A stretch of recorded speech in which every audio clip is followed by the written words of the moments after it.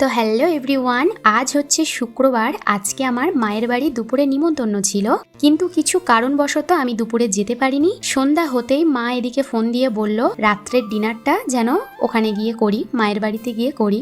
আমার বাড়ি আর আমার মায়ের বাড়ি খুব একটা দূরত্ব না, 5-6 মিনিট লাগে যেতে। তো আমি ঝপ করে রেডি হয়ে নিয়েছি। এসেই তো দেখি আম্মু খালামা বসে সব রান্না বান্না শুরু করে দিয়েছে। আমার রান্নাঘরে থাকতে একটু গরম হচ্ছিল, তাই আমি ঘরে চলে এসেছি। এই ঘরটা আগে আমারই ছিল, এখন এরা সবাই দখল করে নিয়েছে। মায়ের বাড়ি গেলে যেটা হয়, রান্না বান্না করার পর অনেকক্ষণ বসে গল্পগুজব করা হলো সবাই। রাত 10টা নাগাদ আমরা সবাই খেতে বসি। আজকে আম্মু রান্না করেছে চিংড়ি মাছ ভাজা, রুই মাছ ভাজা, দেশি মুরগির লাল ঝোল, ডাল, ফুলকপি, চিংড়ি। এটা হচ্ছে জামাইয়ের থালি। তো জামাই এখানে বসে খাওয়া শুরু করে দিয়েছে। আমি সব কিছু স্কিপ করে গেছি, আমি কিছুই নিইনি। আমি শুধু মাংস নিয়েছিলাম, দেশি মুরগির গরম গরম ঝোল আলু দিয়ে খেতে খুবই সুন্দর লাগছিল। আমি অন্য কিছু নিইনি, আমার এগুলোই বেশি ভালো লাগে খেতে।